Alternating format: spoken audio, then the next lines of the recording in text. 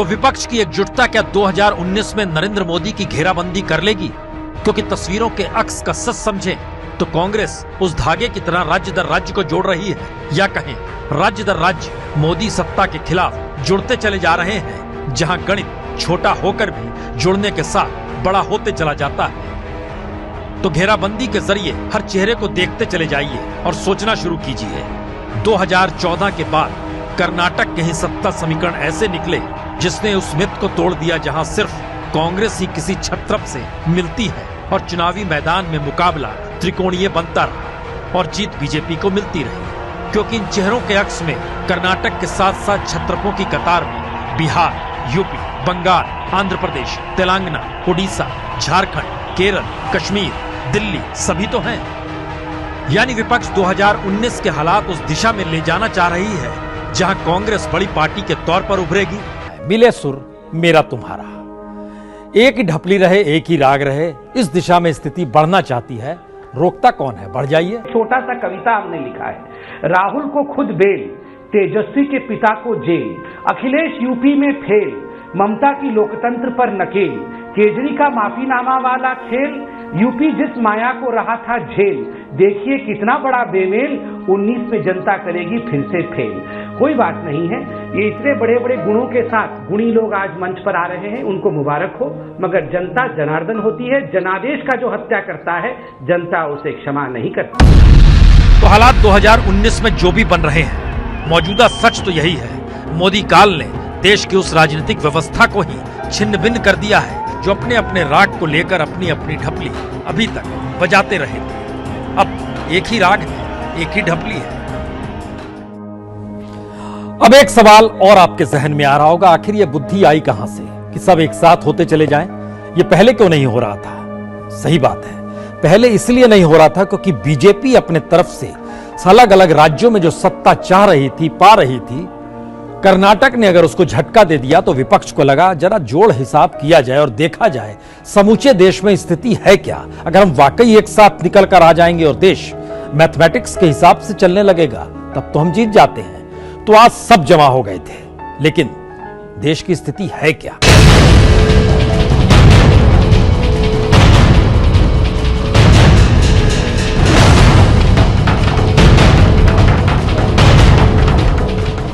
दो 2014 के बाद ये पहली तस्वीर है जो विपक्ष के उस हिम्मत को दिखाती है जो 2014 में मोदी लहर तले हवा हवाई हो चुकी थी।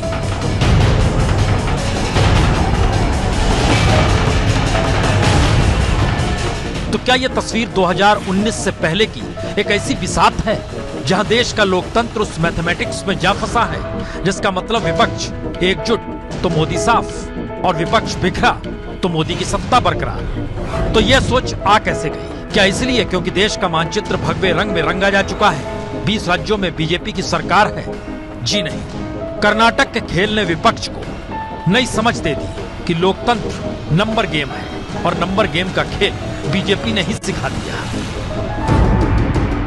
तो आइए जरा दूसरे मानचित्र पर लकीरें खींचना शुरू करते हैं। तो देखना शुरू कीजिए, यूपी में 403 में से 312 सीट बीजेपी के पास तो सत्ता उसी की, उत्तराखंड में 70 में से 56 सीट बीजेपी की तो सत्ता उसी की, त्रिपुरा में 60 में से 36 सीट बीजेपी की, सत्ता उसी की, राजस्थान में 200 में से 163 सीट बीजेपी की तो सत्ता उसी की, मध्य प्रदेश में 230 में से 165 सीट बीजेपी की, सत्ता उसी की, झारखंड में 81 में से 43 सीट बीजेपी के पास तो सत्ता उसी की, हिमाचल में 68 में से 44 सीट बीजेपी की तो सत्ता उसी की, हरियाणा में 90 में से 47 सीट बीजेपी की तो सत्ता उसी की, गुजरात में 183 में से 99 सीट बीजेपी की तो सत्ता उसी की, छत्तीसगढ़ में 90 में से 49 सीट बीजेपी के पास तो सत्ता उसी की, असम में 126 में से 60 सीट बीजेपी के पास तो सत्ता उसी की, अरुणाचल प्रदेश में 60 में से 48 सीट बीजेपी के पास तो सत्ता उसी की। यानी देश के 12 राज्य ऐसे जहां अपने बूते बीजेपी की सरकार है। तो आइए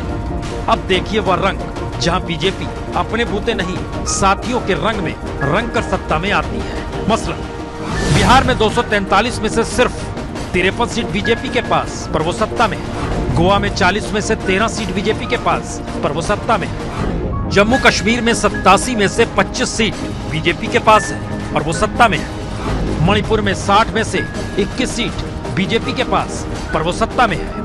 मेघालय में 60 में से सिर्फ 2 सीट बीजेपी के पास, पर वो सत्ता में है। सिक्किम में 32 में से एक भी सीट बीजेपी के पास नहीं, पर सिक्किम डेमोक्रेटिक फ्रंट एनडीए के साथ है, तो बीजेपी की ही सत्ता हुई। महाराष्ट्र में 288 में से 122 सीट बीजेपी के पास है, पर वो शिवसेना के साथ है, तो सत्ता उसी की हुई। यानी 7 राज्य ऐसे जहां बीजेपी अपने नहीं गठबंधन के भरोसे सत्ता में है, और इसके अलावे जो राज्य बच गए वहां बीजेपी नहीं विपक्ष की सत्ता है। मसलन कर्नाटक में 224 में से बीजेपी के पास 104 सीट, पंजाब में 117 में से 3 सीट बीजेपी के पास, मिजोरम में 40 में से एक भी सीट बीजेपी के पास नहीं, नागालैंड में 60 में से 12 सीट बीजेपी के पास, पांडिचेरी में 30 में से बीजेपी शून्य है, दिल्ली में 70 में से 4 सीट बीजेपी के पास, केरल में 140 में से सिर्फ 1 सीट बीजेपी के पास, ओडिशा में 147 में से 10 सीट बीजेपी के पास, तमिलनाडु में 234 में से एक भी सीट बीजेपी के पास नहीं, तेलंगाना में 119 में से सिर्फ 5 सीट बीजेपी के पास, पश्चिम बंगाल में 294 में से सिर्फ 3 सीट बीजेपी के पास, आंध्र प्रदेश में 175 में से 4 सीट बीजेपी के पास। यानी देश के तमाम राज्यों के विधायकों को जोड़ दीजिएगा तो 4120 विधायकों में से बीजेपी के विधायकों की संख्या 1504 है, यानी 36.5%। यानी विपक्ष समेत अन्य दलों के पास 2616 विधायक, जो 63.5% होते हैं। और यही वो हालात हैं जिसने विपक्ष को कर्नाटक शपथ ग्रहण समारोह में एकजुट कर दिया है। और विपक्ष के साथ खड़ी शिवसेना भी अब समझ रही है कि हवा का रुख बदल रहा है, तो वो पालघर उपचुनाव में बीजेपी के खिलाफ ही लड़ रही है, और विपक्ष भी समझ रही है कि शिवसेना को भी तोड़ा जाए। कर्नाटक शपथ ग्रहण का न्योता उद्धव ठाकरे को भी भेजा गया, पर उद्धव ठाकरे ने पालघर के चुनाव प्रचार के मद्देनजर कहा बेंगलोर नहीं आ सकते। पर क्या तस्वीर के इस रुख ने साफ कर दिया है कि 2019 में चुनावी लोकतंत्र की हवा होगी क्या? अगली रिपोर्ट में मैसेज 2 निकल कर आते हैं। एक, इस देश में चुनावी लोकतंत्र होता है, एक सही मायने में डेमोक्रेसी जिसका जिक्र हम लोग संविधान के जरिए करना चाहते हैं। चुनावी लोकतंत्र नंबर गेम है, और देश की डेमोक्रेसी नंबर गेम के जरिए कमाई और रईसी राजनीति को कैसे मिलती चली जाए इस दिशा में ही देखती है, या फिर एक ऐसे तबके को बनाती है जिसके पास सत्ता रहे। हम एक तस्वीर आपको दिखलाते हैं। यह तस्वीर क्या अंदेशा देती है, सोचना आप भी शुरू कीजिए और देखना शुरू कीजिए। राहुल है, सोनिया है, मायावती है। ये देखिए, माथे से माथा लगा, कांधे पर हाथ है, कमर में हाथ है। मायावती और सोनिया एक साथ है। इसके कई मतलब और मायने इसलिए महत्वपूर्ण हो चले हैं, अगर कांग्रेस मान लीजिए बड़ी पार्टी के तौर पर न आती है, राहुल गांधी आते हैं, और अगर मायावती का नाम 2019 में अगर विपक्ष वाकई एक बड़े समूह के तौर पर उभर कर आ जाता है, तो इस तस्वीर को याद रखिएगा अपने जहन में। 2019 में कोई भी तस्वीर किसी भी रूप में बन सकती है जिसमें मायावती का नाम अगर ऊपर आ जाएगा, एक वक्त जैसे देवगौड़ा का नाम आया था। तो ये सोचते सोचते आइए कि कर्नाटक ने आखिर वो कौन से मौके दे दिए हैं।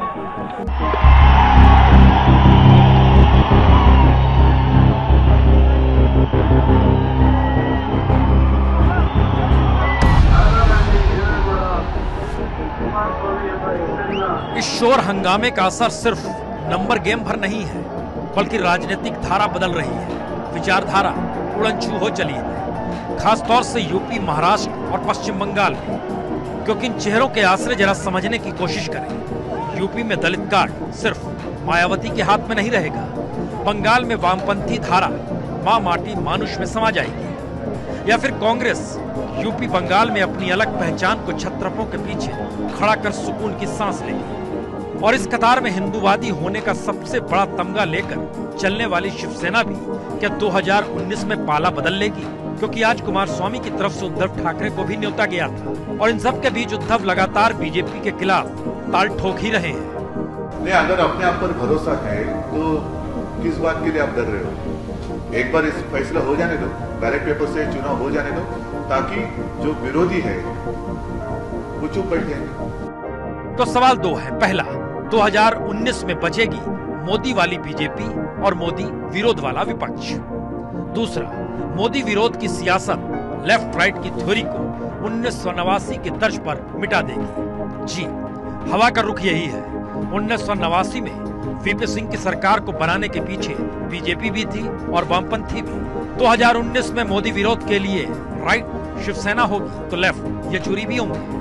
तो क्या लेफ्ट राइट सेंटर का ध्रुवीकरण मोदी के दौर ने कुछ इस तरीके से कर दिया है कि आने वाले वक्त में बीजेपी सोचेगी मोदी माइनस बीजेपी, या फिर पहली बार संघ के सामने एक ऐसी शून्यता खड़ी हो रही है जहां उसकी हिंदूवादी भूमिका भविष्य में गायब हो जाएगी, क्योंकि मोदी बगैर बीजेपी की संघ सोचने को तैयार नहीं, संघ की फिलॉसफी को मोदी अपनाने को तैयार नहीं। और ऐसे में शिवसेना अगर बीजेपी के खिलाफ होती है तो फिर हिंदू वोट बिखर जाएगा, यानी जो जिक्र 2014 में वोट डालते वक्त संघ परिवार कर रहा था वो 2019 में कह नहीं पाएगा। दोस्तों, अगर आपने अभी तक हमारे चैनल को सब्सक्राइब नहीं किया है तो सब्सक्राइब करें और लाइक बटन पर क्लिक करके हमारा हौसला बढ़ाएं ताकि हम आपके लिए और बेहतर जानकारी लाते रहें। Do like, share and subscribe Fox News India, news beyond politics.